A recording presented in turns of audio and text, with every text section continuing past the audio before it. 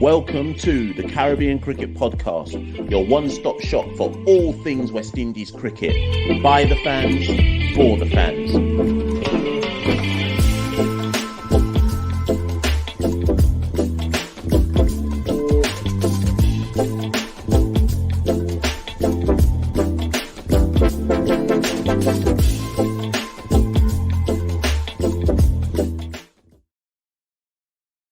Ladies and gentlemen, welcome to episode 71 of the Caribbean Cricket Podcast. I'm your co-host, Mashal St. Patrick Hewitt, and you know who's with me.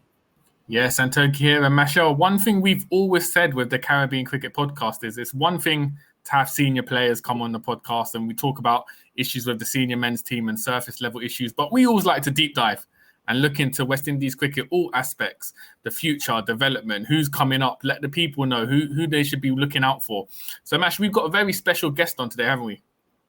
Indeed. As you've eloquently put at the beginning, Santok, it's you know what we're like. We want to find everybody, all the key stakeholders in West Indies cricket, and we're delighted to have on for today's episode the head of the Cricket West Indies Academy, Graeme West. We were saying to him before we pressed record that he's probably enjoyed not being known to the Caribbean Cricket Podcast audience, but he can't hide any longer, Santoki. We got to bring him on the show and see what he's got to say for himself. So, ladies and gentlemen, we're absolutely delighted to bring on Graeme West on today's show. Graeme, how are you doing?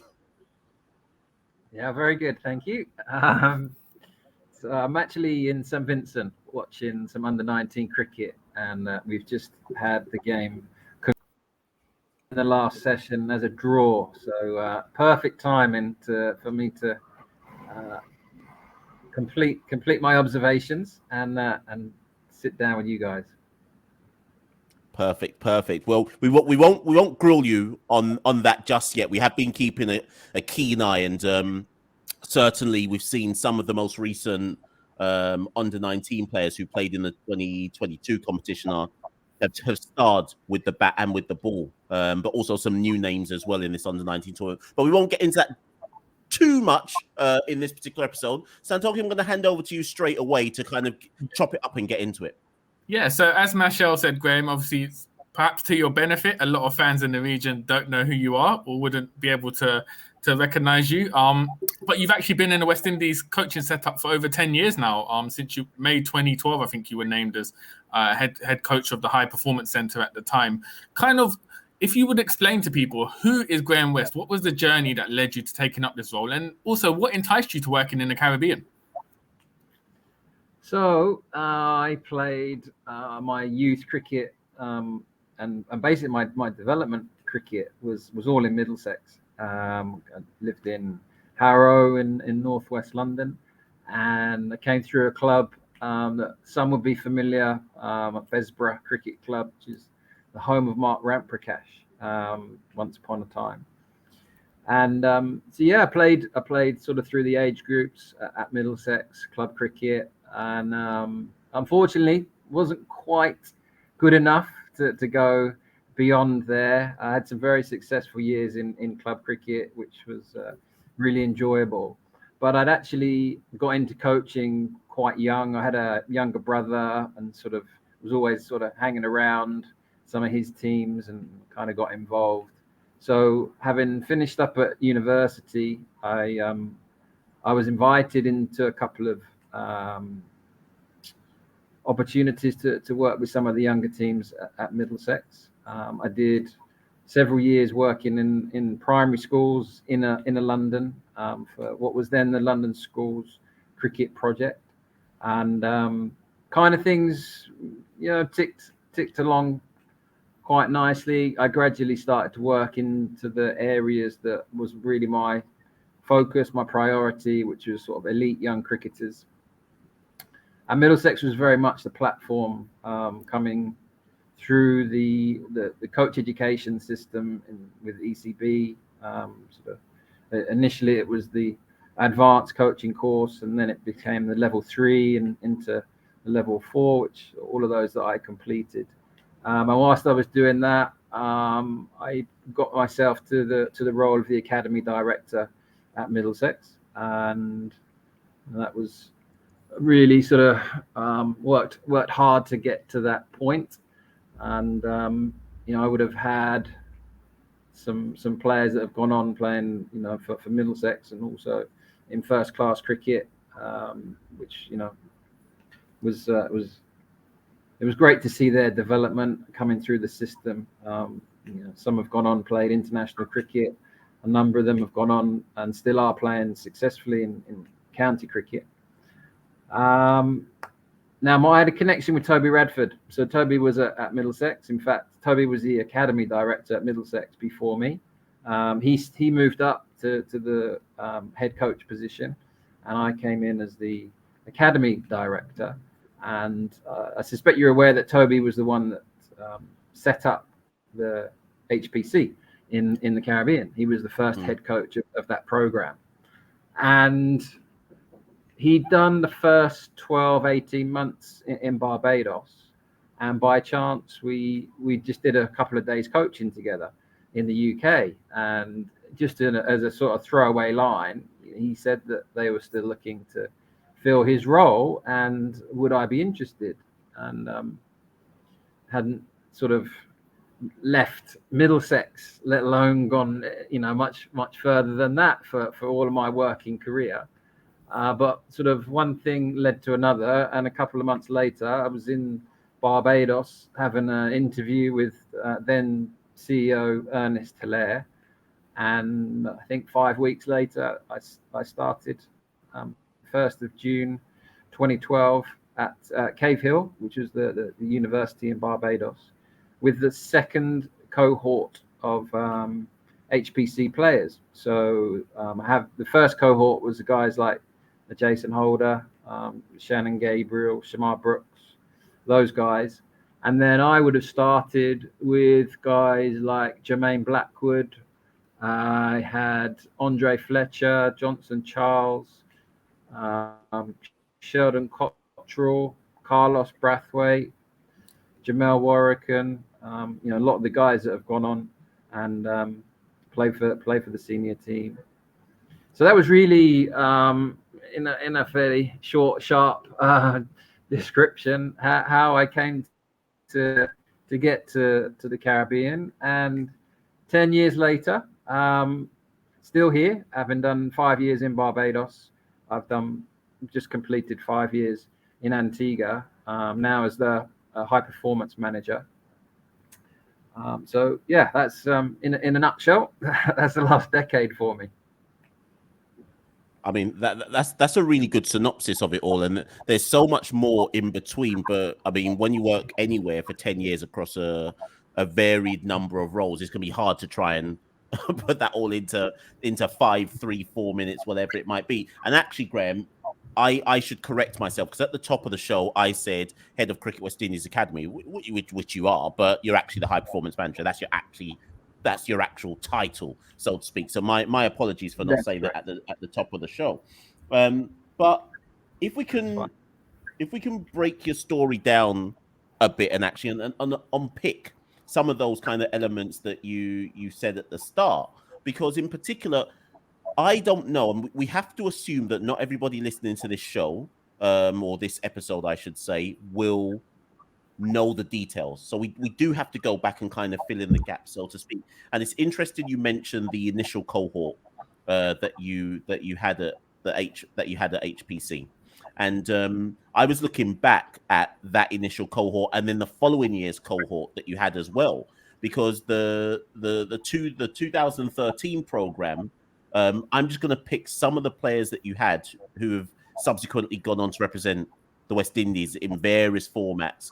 Adrian Baraf, Shandapur Hemraj, Craig Brathwaite, Akil Hussain, Shea Hope, Hayden Walsh Jr., John Campbell, Carl Mayers, just to name some names. And I think the reason I think we have to start there and stress that is I don't know how many people in the Caribbean fully understand how many of these players came through a system. They haven't randomly just turned up in the West Indies team. They were identified very early on as being players who, yes, for some of them, it's taken a bit of time. So Carl Mayers has come on the scene, in the last 2 years.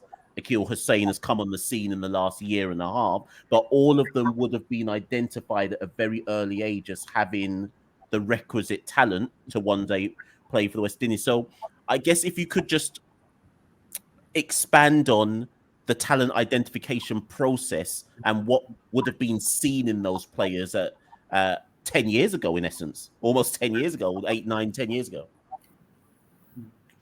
Yeah, I mean, I think one of the things to consider is that the pool of players in the Caribbean is relatively small. So therefore, players going into a high performance environment, having played West Indies under-19s, for example, the ratio of those players that go on and play senior West Indies cricket is relatively high. I think the really interesting part there is, as you say, how long it takes for that to happen. And we're seeing guys like Carl Mears and Raymond Reefer playing now, establishing themselves now, almost a decade on from the high performance program.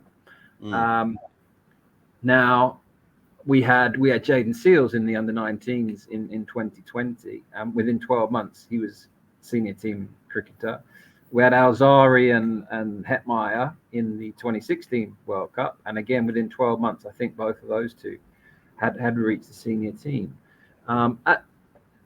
On one hand, it's useful to those players that the pool is small, but also the opportunities are quite limited with only having 6 teams, first-class teams.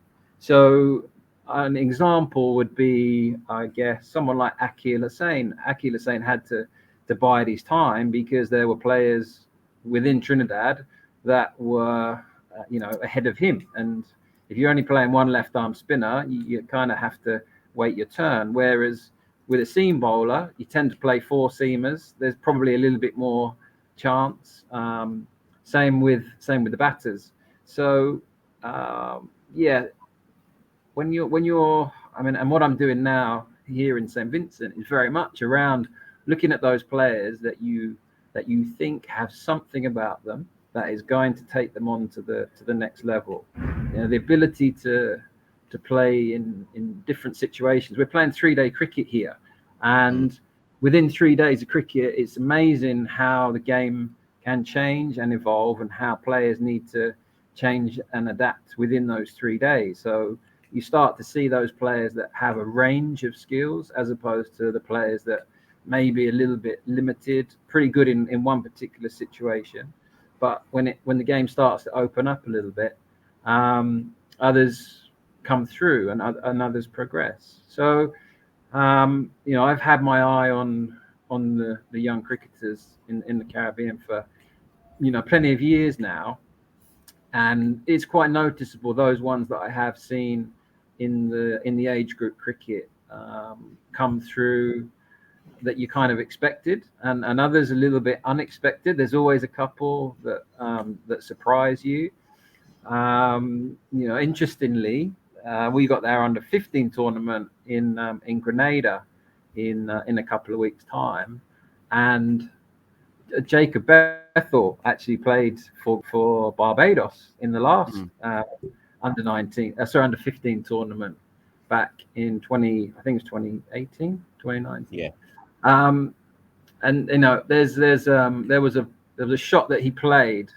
His parents were with us at the tournament, and there was a shot that he played, a pull shot, and it was very much from England. Andrew Strauss had a very sort of trademark pull shot, and there was this little 14-year-old played almost an identical shot, and they took a clip of it at the time. I think still got it somewhere, but just in that moment you thought that's talent, that's real quality, and he's got every chance, and we're obviously starting to see him emerge. But that's really the value of our tournaments. There's no guarantee coming out of youth cricket that you're going to go straight into a franchise team. There's no guarantee you're going to play first class cricket. Now, elsewhere in the world, there's probably a bit more opportunity to continue that development. And I guess we'll touch on it later, but I think the strongest reason why we have introduced the Emerging Players program is to try to make sure that our players continue to develop.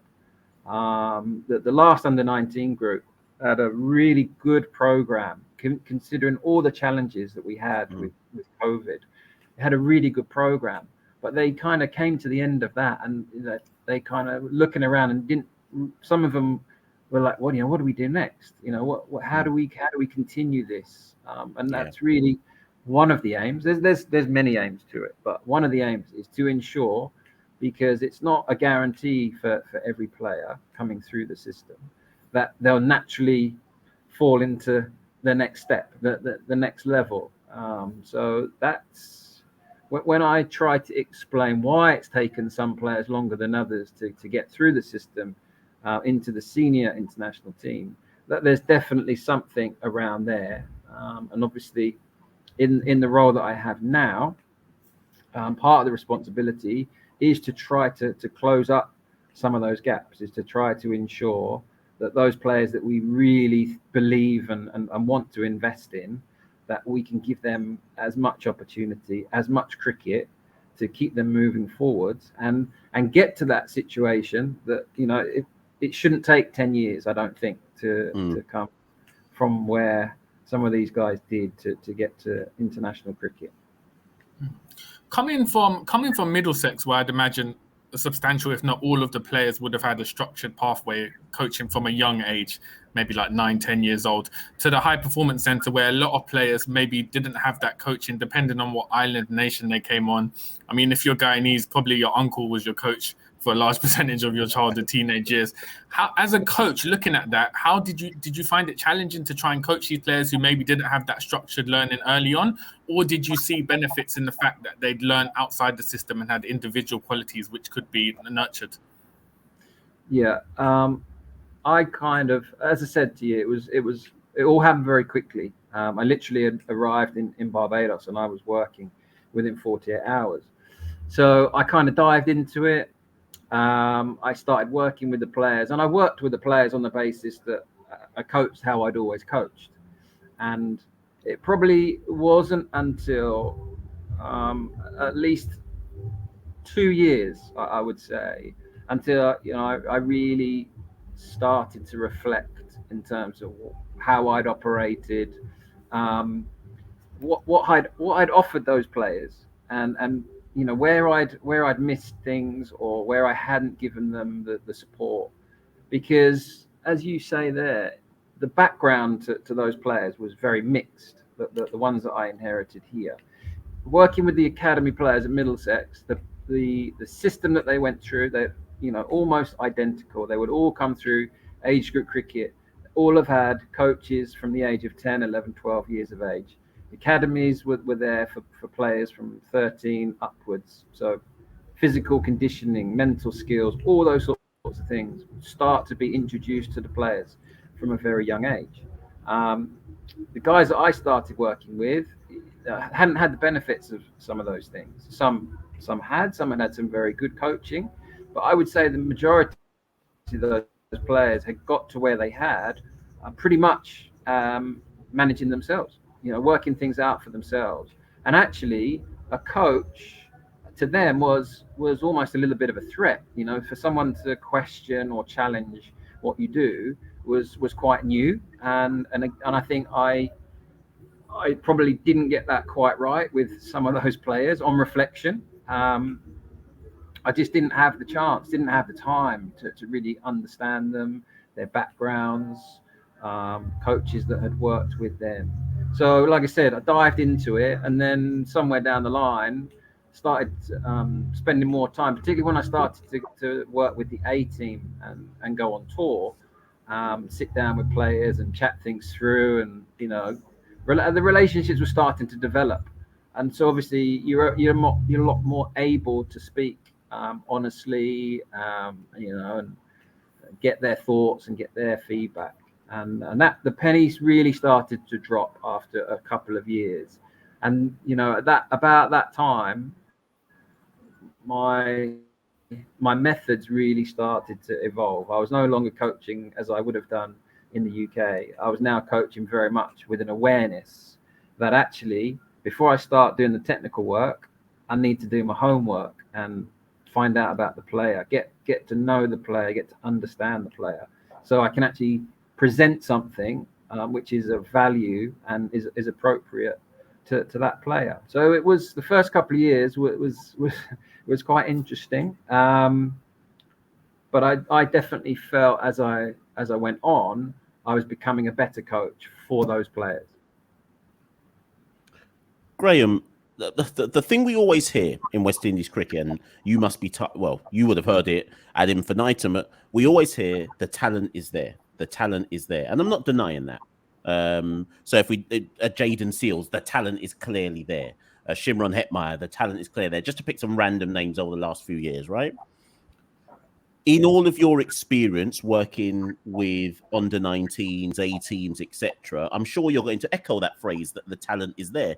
But the golden nugget that everybody's going to want you to possibly explain here is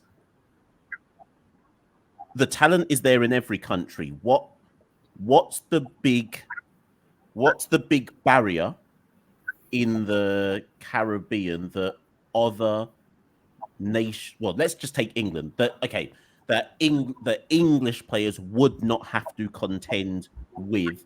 As I'm not asking you to dig anything out per se. I'm just saying, what is like some of the basic barriers that possibly young talent from other nations wouldn't necessarily, would take for granted, I would say, as just being there for them. Yeah, so you're absolutely right. You know, and we do hear it, that the talent is here. It is, but it needs a number of things to be able to grow, to be able to develop. There's a coaching element to that. There's a resources element, and with resources, I'm talking about training facilities. I'm talking about training equipment. You know, we're not blessed with indoor facilities. If you have rain, then you're stuck. You know, there are times in the year in certain islands where you're wiped out for 4-6 weeks at a time because there's just no opportunity to practice. There's opportunity. I mean, there needs to be enough cricket that stretches a player, and when you look elsewhere, there's a good range of opportunity for young cricketers that takes them from 17-18 years of age into professional cricket. And again, at the moment, that's something that the very, very best can jump from youth cricket into senior cricket. However, many others have to wait. They have to be patient. Now, how patient can a 19, 20, 21, 22-year-old be? There's a question. We've effectively gone a couple of years without any cricket here in the Caribbean. Clubs have not been able to play any type of cricket. We managed, I think, one Super 50 and one 4-day tournament over the last couple of years. So for us, that's a really big hit, because we need the cricket for the players to learn. You know, there's not as much coaching resource available here. A lot of the learning takes place on the field. So you strip away those match opportunities. It's very hard here to be able to make that up. We're playing 3-day cricket for our under 19s in this tournament, because there's just been no red ball cricket for the majority of those players. Some of those players are going to leave youth cricket after this. If we hadn't played any red ball cricket here, they would have gone through our system without playing any cricket beyond white ball cricket. So opportunity, resource, there are coaches that, don't get me wrong, there's a lot of coaches, but you need a certain skill set at each level that you work with a player. And you think in terms of wrist spin, wrist spin has not been an area that we've been blessed with here. We have Hayden, but apart from that, there's Afi in the women's game. But again, you don't see any more of that, because we don't really have that specialist coaching. So without it, a player literally would need to teach themselves and develop. And it's partly technical, but then also it's about having somebody to talk to go to a leg spinner that they can discuss. You can't feel something if you haven't done it yourself. So if you haven't bowled a leg spin, you may not necessarily be able to get on the same page as that bowler. So some of the things that we find ourselves with now are easily explained. And I go back to it. The Emerging Players program is very much designed not just to support those 15 players, but to start to address areas where we know we're currently short, and wrist spin certainly comes under that banner. Even things like wicket keeping coaches, again, there's a shortage. So to develop wicket keepers at the moment, it's something that we have to really work hard. We recognise now how important it is to have wrist spinners. All of the best white ball sides in world cricket have an abundance of wrist spinners. I mean, you look at the IPL teams; most of them almost go into games with 2 per side, 3 per squad, 4 per squad. So we've got to recognise these things, but we then actually got to action and make sure that we're producing players across the skill sets, and ultimately they must be able to play all forms of the game. This whole debate around the red ball game at the moment. Without red ball skills, you're going to find it harder to excel in the white ball. Well, right now at the moment,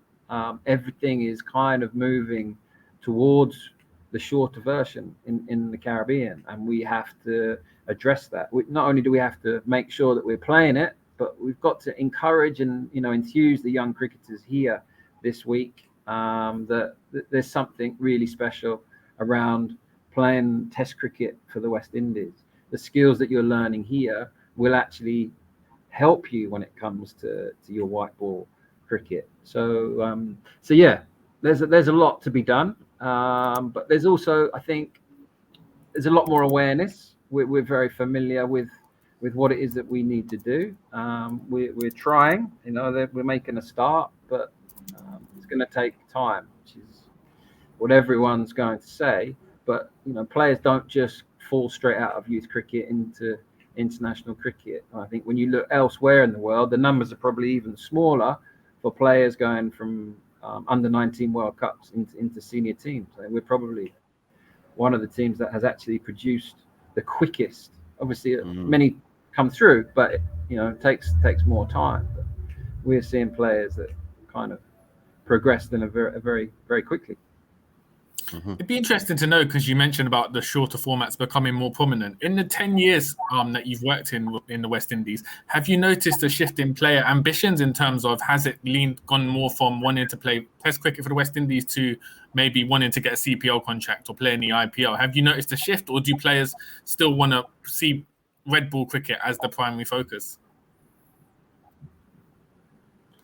Yeah, I think we can't hide from what's in front of us. The exposure to the franchise cricket is a challenge to manage expectations. So that's really why I go back to the importance of making sure that we develop the players across the range of skills, so that they have the options. They have the options to go into the various formats.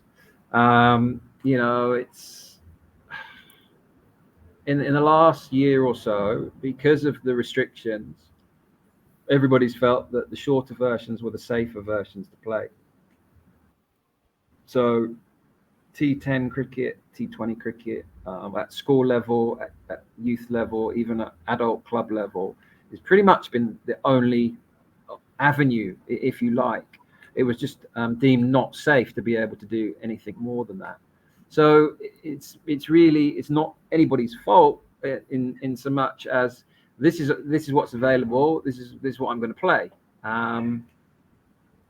We have to, like I said, we have to do things to protect and ensure that the gifted players, the talented players, can get a good range, and that will allow them to develop for the different formats.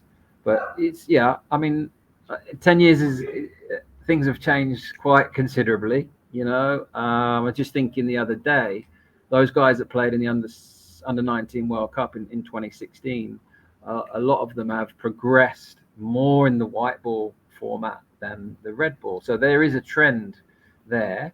It'd be interesting if we have the same conversation in 10 years' time, where the game headed, and players have moved on, as well as the cricket system. There's obviously a lot of discussion at the moment, and people see a lot of threat around certain formats, but certainly there is a real awareness right now, and we're going to do everything that we can to ensure that our best young players are playing as much red ball cricket as possible. I mean, that's really good to hear. I'm also intrigued by, so obviously we started at the top of the show talking about HPC. Now, the HPC was disbanded in 2016. We've just seen the launch of the Emerging Players, or the Academy, in last month, 2022. As somebody who primarily works with under 19s, obviously you've done the 18s as well. I don't know if you can actually answer this, so that's the thing. But as somebody who primarily works with under 19s, how important was it for you to see an academy be established at Coolidge? Because I have my own opinions, which I won't necessarily go into on HPC, but HPC, the proof was in the pudding. So many players had gone through HPC. Even now, you look at the test team, so many of those players went through the HPCs. And when we had Andre Fletcher on the podcast, he spoke about the grounding he got at the HPC. So when that got disbanded in 2016, you suddenly don't have, for want of a better phrase, a finishing school. You have obviously the Professional Cricket League, but you don't necessarily have a finishing school. So for someone like you and your role, how key was the establishment of the new academy? So really important and really exciting to have players, that I've worked with coming back into that sort of high performance environment. I've seen those players thrive in that environment, and then I've seen them return home, and it's not been as easy for them to continue, as I said, that progression. They may not have the opportunity, in terms of their location, where they live. The franchises, there's only 6 of them, so not every player lives on an island where there's a franchise.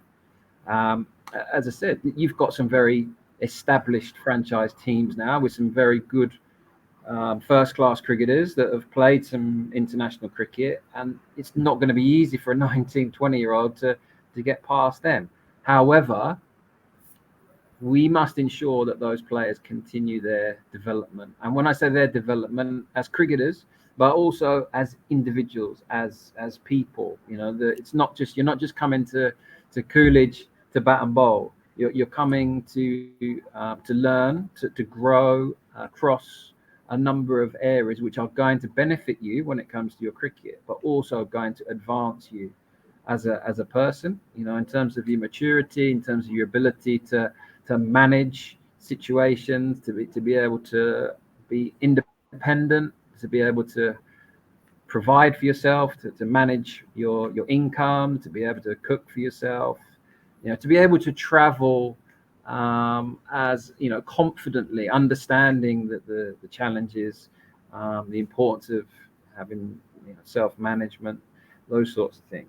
So we're trying to do that. We're basically trying to make sure that these guys continue the good habits that we've tried to get into them through that under 19 program. I think nearly every player in this particular group have come through and played under 19 cricket, or certainly been in the setup. A couple of missed out a little bit because of injury.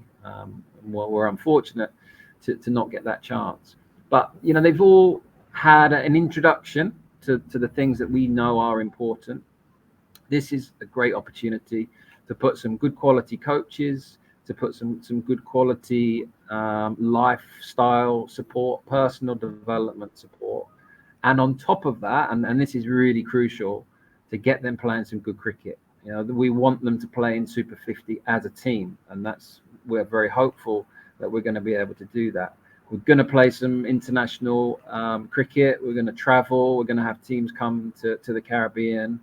We're going to focus a lot around red ball cricket for that, because we know how accessible white ball cricket is, but we've got to make sure these guys are getting a good range. We're really hoping that I think at the moment 11 of the 15 players are going to be in CPL, so there's an opportunity there to demonstrate some of the things that they did with us, and that may not necessarily be in runs and wickets. That might be in an interview after a game, where they're able to demonstrate a little bit more maturity, a little bit more understanding. That's also going to be important with this program. We need our players now to really promote the product. Yes, over time, the proof will be in who goes on and performs in first class cricket and list A cricket and then international cricket.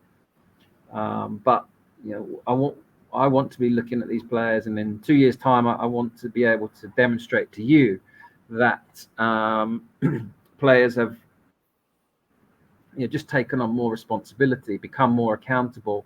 All those sorts of things are going to be really important. So I'm really excited.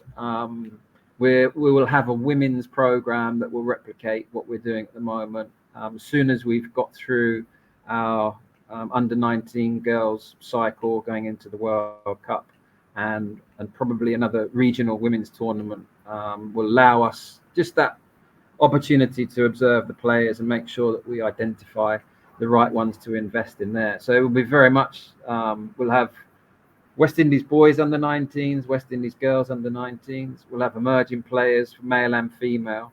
Obviously, you can see the A-team cricket has just restarted. The guys are in St. Lucia at the moment. So all of a sudden, the pathway starts to look a lot clearer and a lot more opportunity. When you add in the first-class cricket, and the women have now got CPL to look forward to. That's going to hopefully extend beyond the 3 teams that we start with this year. It's all starting to open up really nicely, which is great challenge for me and the whole high performance unit, because we need more resource. We need more coaches, we need more physios, we need more S&Cs. Right now, we've got the girls in America, we've got the A team in St. Lucia, we've got this regional tournament, we got the women having a high performance camp in Antigua. There's always now 3-4 activities going on at the same time. It's a stretch, but it's also great that we're able to now start getting these things back in the calendar. The players can see that they're regular opportunities. They're not one-off opportunities. They're going to be here to stay, and really help move them forwards, because that's really what this is all about. Getting players well prepared for that next step. That's really good to hear, and I'm hoping that everybody who listens to that takes on board, because all those things that you've mentioned, the girls, the ladies, the under 19s, the A team, I think sometimes people forget that we had no cricket during COVID. I think people forget that there was a big gap effectively between the end of 2019 and now, in essence. But one thing I would say, Graeme, just quickly before I hand to Santoki, is when this 1 year's program is over, so we like you, we're assuming that this academy is going to play as the emerging team, hopefully in the next Super 50. Do you? Obviously, you aren't in control. Well, maybe you are in control of policy, but let's take someone like a Keegan Simmons. I'm going to take him as an example. I think that after they leave this 1 year, these players, there should be a mandate on the territorial sides, regional sides, to say you've got to play them. Because otherwise, what happens is Keegan gets his year, very talented player, goes back to, we have a first-class season. Keegan plays 2 games out of 10 if he's lucky for Trinidad, because there's still some established players in that side. So I don't know where we stand on that, but I almost feel like you know how like in CPL, the CPLs say that the emerging players have to play a certain amount of games throughout the CPL tournament. Would that be something worth investing in for our 4-day tournament? Where, because some of them will get a chance. A Teddy Bishop will obviously get a chance, and Akeem August will obviously get a chance because of the territories they're in. But quote unquote, in the bigger teams, there might be less inkling. Do you get where I'm coming from with this question? Yeah, so understandably, people are going to link what we did with the original HPC to this program. One of the things that will be slightly different is that it's not a residential program. You're coming in for a camp for a month, but then you're probably going to go home and work at home for a month. Then you may come back in for play a series. So it's going to be a little bit back and forth. So we're very much linking with the territories and the franchises to ensure that there's continuity with the coaching. But at the end of the 12 months, we will have the ability to retain those players. So it's not like everybody will drop out after 12 months. We recognize that we're not going to get every player to the point that we want to in 12 months. So we can extend that and we can manage. And one of the things that we're going to try our best to do is to individualize the program as much as possible. So let's say, for example, Keegan may well play for Trinidad in the first class cricket in January, February, March. But another player may not. Now we're working at the moment on trying to find some opportunities for those players that maybe don't get the opportunity in the new year, to take them overseas, to take them and get some opportunities, different conditions, different climate, different experience. Again, potentially some opportunity to develop themselves, gain some independence, but just really broaden their range, so that when they do get that chance to play first class cricket, or when they do get that chance to come back in and play for the emerging players sides, that they're ready, or they're nearer to being ready than they were. We're not going to allow players to stagnate. That will be our challenge. But we have our head coach Andre Coley very much managing those players on a day-to-day basis, and we will start to become very clear which of those players are going to get some opportunities in January, February, and those that it might take a bit of time. I mean, a good example is we've got Ashmead Ned from Guyana, left arm off spinner. Now he's got Moti and Pamal in front of him in Guyana. Two international players, two very experienced players, first class cricket, white ball cricket. That's going to be a tough one for him. So we got to be really clever in terms of finding him the opportunities, so that his game keeps on moving forwards, so that when Moti gets called up to the senior team and that opportunity arises, he's ready to go and steps in and performs, and gives himself the best chance to stay in that side, and then start to look at what's beyond that. So that's the original HPC was a little bit different, because a lot of the players were a little bit further down the line and naturally fitted into regional cricket. Some of these groups, some of these boys are actually playing in the under-19 tournament here this week. So that's going to be something that takes some time. But this is an investment, and therefore it's not a case of 12 months in and it's over to you. You take care of yourself. We haven't got enough players to do that. We have to make sure each one of these players has been identified as having something really special. So we need to keep nurturing that until the point comes where they do get that chance. It could be, for some, it could be CPL. It could be next month. What a way to announce yourselves. Kind of Paran did that way back when he was 17 years of age. That would be really exciting.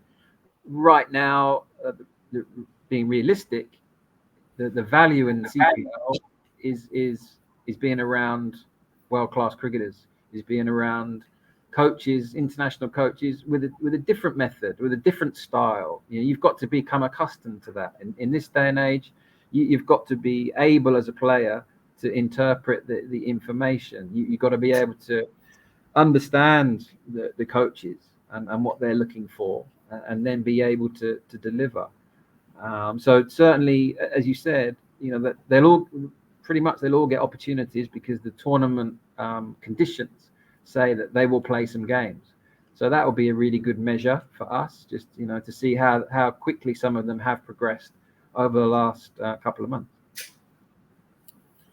How have you found it in terms of relationships with the different franchises? So, for instance, in England, I guess sometimes you hear the ECB will instruct a county, can they play a player in a certain position or put a player in the side?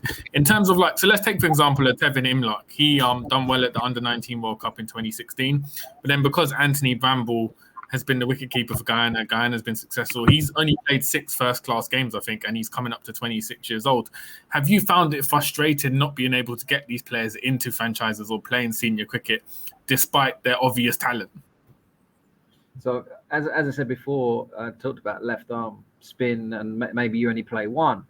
Clearly, a wicketkeeper, you only play one keeper, and that's a perfect example of what we're talking about. So,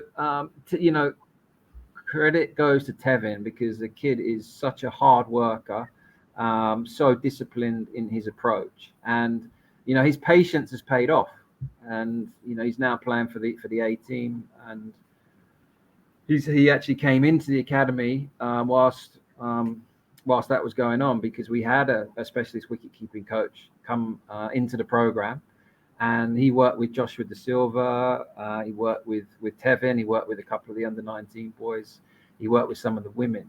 We're trying to make sure that we extend the opportunities through there. So it's not for me to say that Tevin must do this and must do that, but what Tevin must be ready for that step up. Okay, and if we do that, I'd be more frustrated if Tevin hasn't progressed, if these emerging players don't progress, and the franchise turns around and says, you know what, still not quite there. He hasn't put in the work, hasn't applied himself, hasn't improved playing spin. Whatever it may be. That's really our challenge, to get these players as well prepared, as well skilled, and then it's for the franchises to say, you know what, we need to get these guys in. It may be that's going to be a bit of a challenge, but we need to find a way, because there's so much potential here, and that's really what we're hoping for. Super 50, because we have our own side, it sort of takes away that challenge. They've almost got 2 bites. They can play for their franchise, but they could also play for the emerging players. What I think we may well look at as time goes by is, how do we create that same opportunity in first class cricket? But we're in year 1. We need to really bed down what we're trying to do, and then look at how do we improve and how do we develop from there. But and they say that the cream always comes to the top. Well, it just seems to take a little bit longer for some of these players, but it does happen. I think one of the measures for the emerging player program is that it starts to happen for those players that it would have taken 4 or 5 years before. If we can cut that down to a couple of years, then we're starting to head in the right direction. If we can build out our 18 programs, if we can build out the cricket that the emerging teams play, again, I think that's going to accelerate the development, and where they may miss out on a year's first class cricket, we'll be in a position to say, actually, we're gonna make sure that you have enough cricket, that you come through this 12 months and you've played half a dozen red ball games. It might not necessarily be in the region. It might be that they go overseas. But again, we're going to try to establish some relationships that will allow some of those things, some partnerships that will create things that just haven't been available to our players in the past. And we're going to touch on, I'm sure, what is one of your highlights in your stint, winning as head coach of the under-19 side in 2016 in Bangladesh. Obviously, a lot of players from that side, Hetmeyer, Joseph, Kimo Paul, Casey Carty's now coming through, have made it to the senior level. Talk us through that. In the build-up to the tournament, did you look at this cohort of players and think, okay, these guys could win the World Cup. They've got the talent. If they execute the plan, they can do it. Or did they overachieve? Did it catch you by surprise? What were your feelings going into that tournament? How did you kind of rate that cohort? It was a difficult one going into the tournament because we hadn't really had the chance to play cricket as a team, as a West Indies team. I mean, more recently, we've made sure that we've been able to play some international cricket, bilateral cricket, some reciprocal arrangements, all those sorts of things. So when we got to Bangladesh, it was my first time. It was my first World Cup. So I was very sort of unaware of, what we were letting ourselves in for, what the levels were going to be.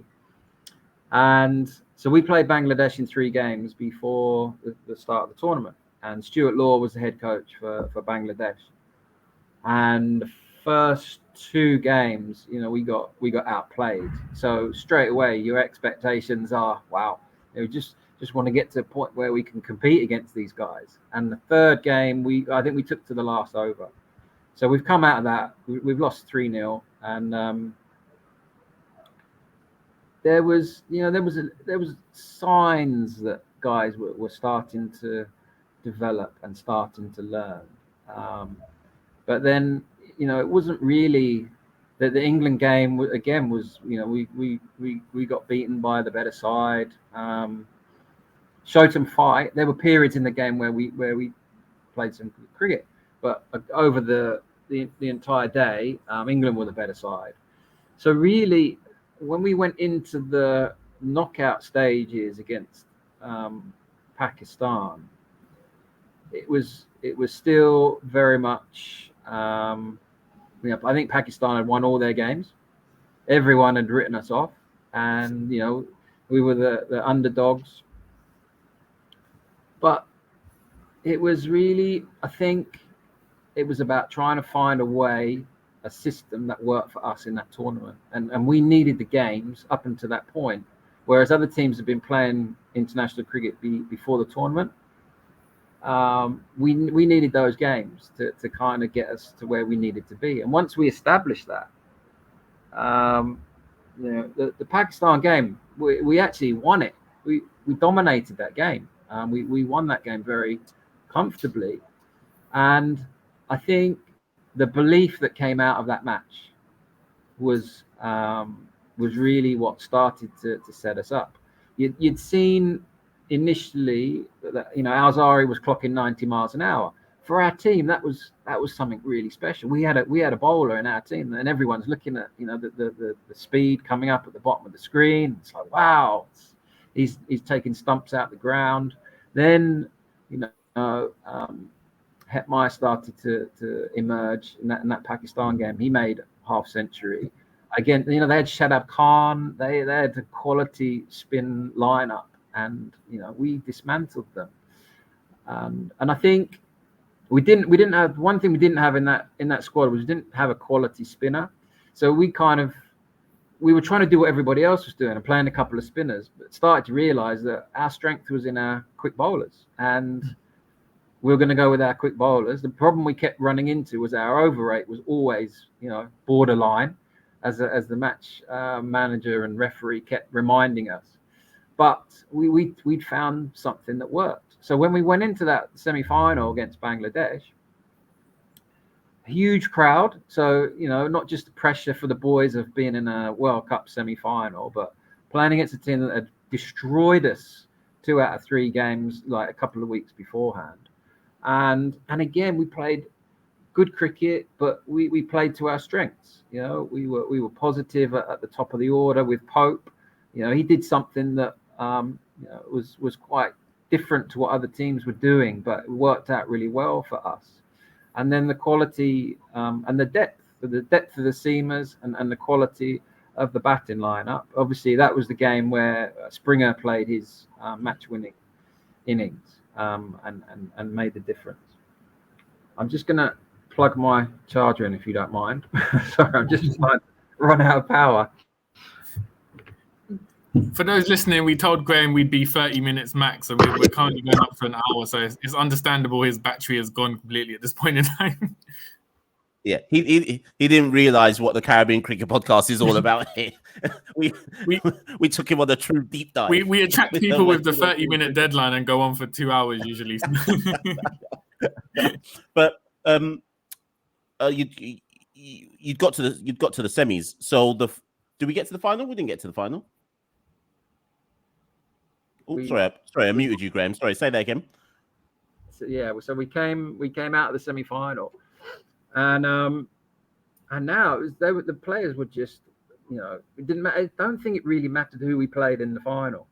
There was just something within the group that had just started to click, and we took early wickets in the game against India. There was the run out where which of the batters sort of just stayed out of his crease, and Imlak ran him out, and just those little moments kind of went in our favour that day.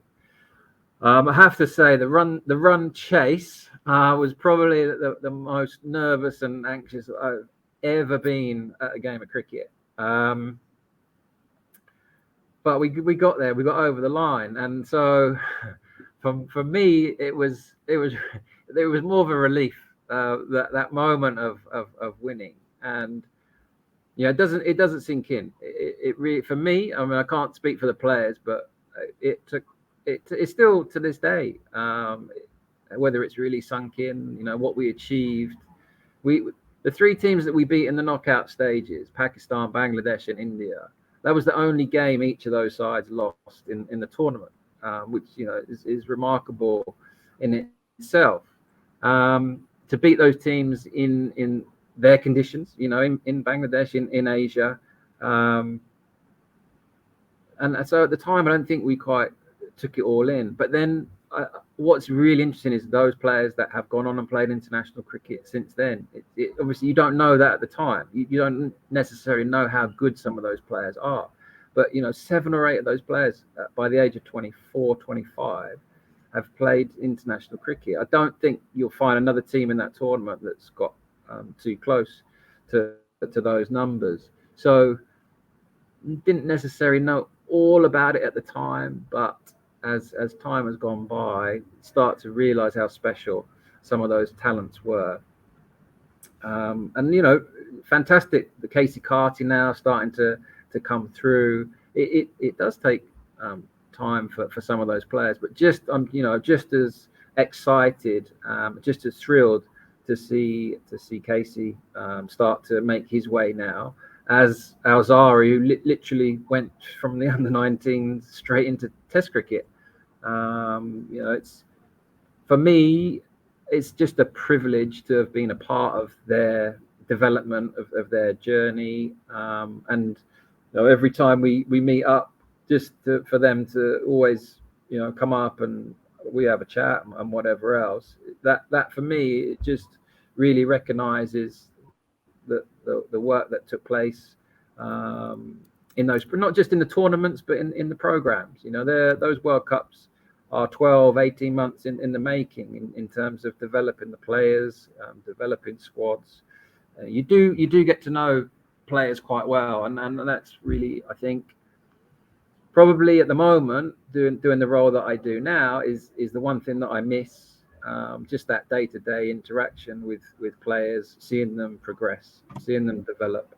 I got new challenges now, but whenever the senior team come into Antigua, from Kimar Roach, who came with me to Sri Lanka on an A-team tour, to Jaden Seals, I've pretty much there's been a touch point with every single one of those players, through one of the programs that I've been involved with. So that I'm very proud of that sort of breadth and range of work that I've done, and the reward is there. When all the guys are in town, they'll come to me. They want an opinion. They want to know, what do you think? What do you see? we have that respect, and that's quite rewarding. With that 2016 team, it's also worth pointing out. Obviously, people often forget that Obed McCoy was part of that.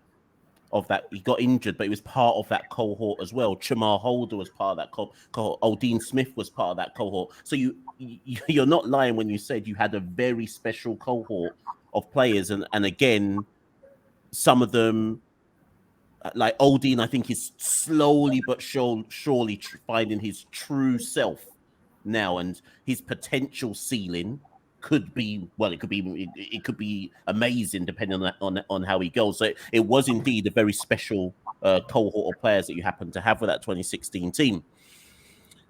We've touched on the academy that exists now, so I'm not actually going to go there. I think where I'm going to go to kind of try and bring this to a close and free you up for the rest of your day is by just looking at, and you will be aware of it, but I think some of the biggest cusses that happen in the region whenever the senior team lose is about they can't bat, they can't bowl, and it's a very kind of simplistic analysis of what we, Santoki and I, always say are more deep-rooted issues that have to be resolved. And I think you've kind of touched on quite a few of them through the course of the episode. But if you could, I don't even know, Santoki, which aspect we kind of go deep on, but let's take some as an example. Okay, I'm going to give you the theory, and you tell me where I've gone wrong with it. So, for example, are we poor against spin because we just don't have enough? And this is no slight on any players. So, like, for example, you said earlier on, we're not developing leg spinners. So if we're not developing leg spinners, it's no surprise when we look flummoxed against leg spin then on the international scene, because we're not even facing leg spin at home, for example. Are we struggling with the bat because across the region there isn't true enough pitches for the players to develop their batting skills on? And I'm just going to give you, those are just two random theories I'm giving you. But from your perspective, having traveled around the region, having taken players at such a young age to try and develop their game, what's the biggest hindrance for them when they then touch the international scene and they find some of the aspects of international cricket hard to handle? And I guess finally, I'd just add, so we've taken Alzari Joseph, seen as like the figurehead of that 2016 World Cup, an amazing 2016 World Cup. When Alzari breaks onto the international scene, he actually does really well initially. He almost carries that under-19 form into the international scene. Then he plateaus out for the next 2 to 3 years whilst he has to try and find his true self. And it looks like at one stage, he's not going to find his true self. And now recently, across all formats of the game, he's starting to go back on an upward trend again. So I'm just intrigued to see where you see it, given how simplistic everybody tries to make it, if that makes sense. Yeah. Okay. So you got your theories, and I'll try and give you my theories. So I'll start with skill sets. If you don't have a certain skill set in your system, it's a double whammy. So let's take leg spin. If you don't have a leg spinner, then when it comes to selection, you don't have that ability. You don't have that as an option in your bowling attack. So straight away that there's a limitation to what you have. Now the double whammy comes if you don't have any wrist spinners. It means your batters aren't batting wrist spin. Okay, whether it's in the lead into a series, whether it's in first class cricket, whether it's in Super 50 cricket, it's very difficult to learn something when you haven't been exposed to it. You know, we get better at things the more that we do them. If you're not getting a chance to play wrist spin, then you can't expect players to suddenly on the international stage have a mastery of something that it's just been very difficult to develop and learn, you know, in the development stages, if you like. So there is an element there that, for me, that starts to explain the reason why. If we take practice, a lot of the practice here in the region is done on centre wickets, okay, at clubs, with nets set up on the centre wicket. Now, if you're a young cricketer and you're going to have a batting session, how do you gauge, how do you assess how well you've played in the nets? Well, if all you've got with a net around you is the feel of the ball on the bat, the sound of the ball on the bat as your feedback, you know, did it come out the middle? Did it feel really good out the bat? If it did, that's a good shot. Now, the fact that when I take the net away and I put a field there, that you've hit it straight to mid off and it's no run, or you've hit it straight to long off and you're caught, it starts to explain, because when you look at the resources that most players have in their developmental stage, you want to have an assessment of how you've performed, whether it's in practice, whether it's in competition, whatever. Now, a lot of the learning needs to take place in practice, but if your practice is shaped in such a way that the feedback that you get, it doesn't align itself to being effective when it comes to competition. So you hit that same shot perfectly out the middle of the bat, but you hit it straight to fielder. You don't get anything for it in a game. In practice, you think, you know, I come out, then I hit 5 or 6 really good shots today, and that felt really good to me. The reality is that may not actually be effective when it comes to the game. So I think a lot of focus comes on our batters and our batting, and I think that there are reasons that start to explain. If you don't get the exposure, you know, it's difficult to learn something. If the practice that you do doesn't necessarily give you the right feedback as to how you're going to be effective when it comes to the game situation. And we find ourselves in situations where the conditions may be challenging, but we only tend to really have one method. And again, if we practice on the same wickets all the time against the same bowlers all the time, it kind of leads itself to that. Then all of a sudden you play on a wicket or against a different type of bowler, and we expect everybody to be able to play perfectly, to be able to adapt and be able to change. And that's not straightforward.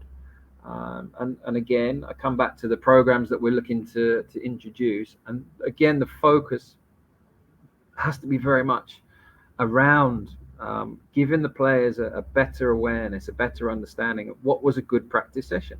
You know, you nicked off 3 times. That's not good enough. Okay.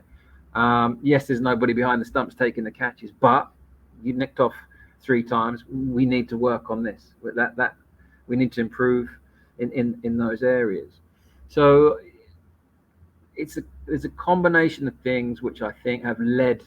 And, you know, if we talk about a lot of the players playing white ball cricket, there is an emphasis on playing your shots. There is an emphasis on being very positive. The shorter the format, almost the more the decision making comes out. You don't really have the time in your T10s and your T20s to sit on the game for too long. So the decision making is, I've got to be positive. And as to which shot you take on, that there is a decision to be made there, but the sort of the mindset is almost done for you. So I think that's my learning, if you like. I think it does explain itself. I think Hetmyer is a good example, because we talk about playing spin, and we go back to the under-19 World Cup, and he was a level above the majority of players in that World Cup because he had sweep options, not just playing the shot, but playing it to the right delivery. You know, a lot of the younger players still don't necessarily understand, you know, the length that they're looking to play the sweep shot. He had that, and I'm pretty sure that he worked a lot of that out for himself. He had the confidence to do it. He didn't have someone telling him not to play it, or, you know, keep giving him out LBW playing it. You know, he had that belief. And when you watched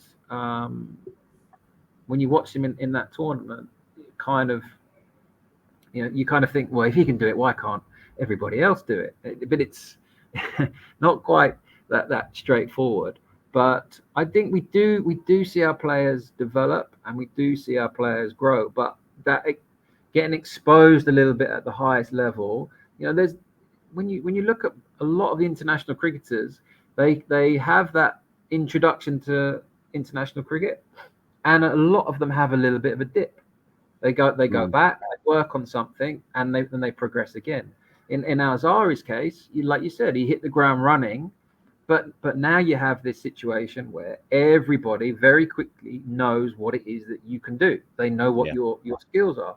You know what Alzari's threat's going to be. So Alzari had to find another threat, or he had to become more consistent to be able to build more pressure, and then he gets to go again. Now, if we're not getting into our players into international cricket till 30-31, they may not get that chance to go away, have another go, and come back. Alzari, being as young as he is, that's not difficult. And you're absolutely right. He's come back really well, and certainly been one of the real pluses, I think, over the last 12 months in terms of his growth.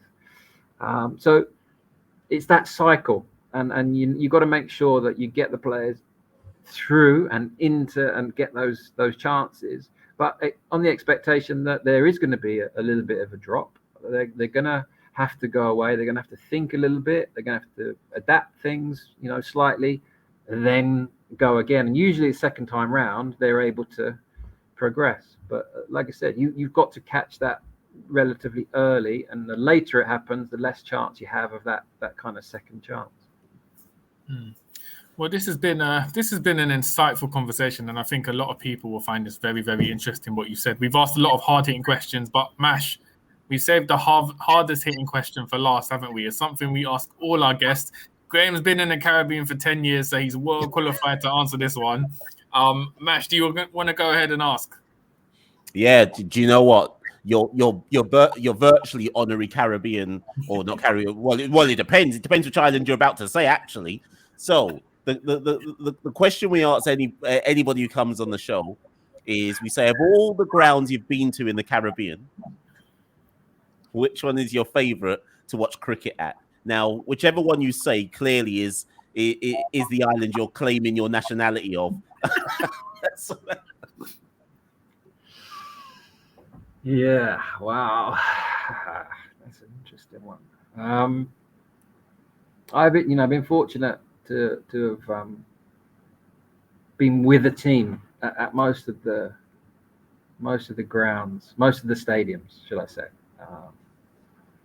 But I think in terms of, because I'll base it a little bit on an experience, and Barbados was home for 5 years. So obviously I was in and around Kensington, and to have the opportunity to work alongside Sir Viv Richards with the HPC team, we played a series against Bangladesh.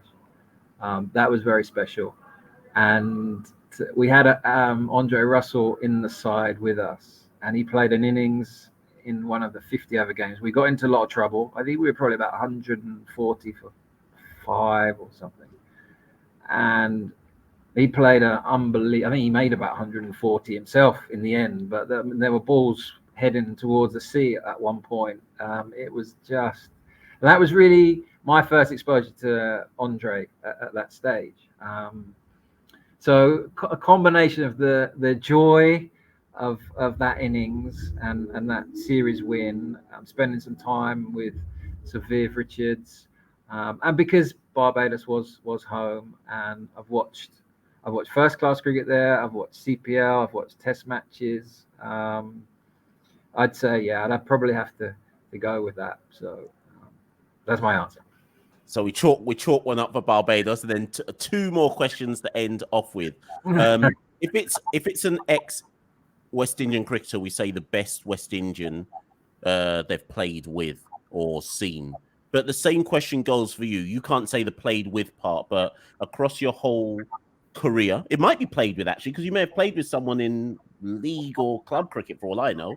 Who's the best West Indian cricketer you've either played with or seen, whether that be on TV, live in the ground, or obviously with? Yeah, I'd say so. Growing up, the series the series when the West Indies would beat England 5-0 were the series that I sort of grew up with, and I think as a batter myself, you know, there was so much quality around in that batting lineup.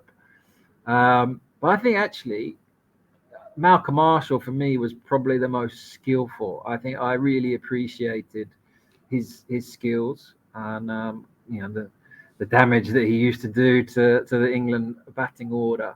So I'd probably say that on going back to that was really the time where I started to get into cricket and really start to understand the game. His performances, particularly in the UK, were breathtaking. Excellent. And then the final one, the best ground to watch cricket in around the world. So you can be any ground in the world. What's the outside now? Obviously, it can't be the Caribbean unless it's Kensington again. But it's got let's say outside the Caribbean, the best ground to watch cricket in. I think obviously the World Cup final would probably be up there. The stadium in Dhaka in Bangladesh, that will always be very memorable. So I'd probably, maybe that's a slightly different slant on the question, but that's the one that's going to always stick with me for obvious reasons. I mean, at the time, so that was really, as I said, that was the first time I'd been to a World Cup, and so everything that sort of the ICC put to a tournament, that was all new to me. So the experience of the World Cup, obviously fantastic to win it, but just the actual experience was quite special. But yeah, the first time I walked out there at that stadium, and you know, the final was because you had Dravid was the coach for India. You know, there's so many little add-ons, if you like, to that experience. But I can't really go too far away from there. I had some good stuff in Sri Lanka with the A teams. You know, they were really special. Some of the successes that we had there, but nothing will beat Dhaka and the stadium there. Santoki, that's the first time I've heard someone say Bangladesh is the place where they've seen their best cricket experience. But you know what? We have to chalk it up on the board all the same. There you go. I actually think Carmeers might. I was going to say, actually, I was about to say. He maybe run me a close second. Santoki. Well, that's been episode 71. As we said, it's gone on longer than we planned, but I guess there was been so much to talk on, so much knowledge gained, so much insight into the future of West Indies cricket and where West Indies cricket is heading. And it's been an absolute pleasure, Graeme, to have you on the show. And thank you for giving up your time to come on. No, that's great. I've enjoyed it, and I was slightly disappointed that you call yourself a Caribbean cricket podcast and you can't get your timings right with me and Vincent. So. You were into the future. That's okay. I didn't even tell you. Graeme messaged me. Graeme messaged me an hour before we started saying, "Where are you?" I was like, "What do you mean?" I'd got the timings wrong. You're on Jamaica time. I was thinking Jamaica time. That's actually what I was just sitting on my couch eating ice cream. But we got there in the end. But as Santoki says, Graeme, thank you so much for coming on the show. For those who have, whether you're listening to this on the audios or whether you're listening to this via the visuals, as ever, rate, review, leave a comment, etc., etc. Find us on the Caribbean Cricket Podcast. But Graeme, thank you so much, as Santoki says.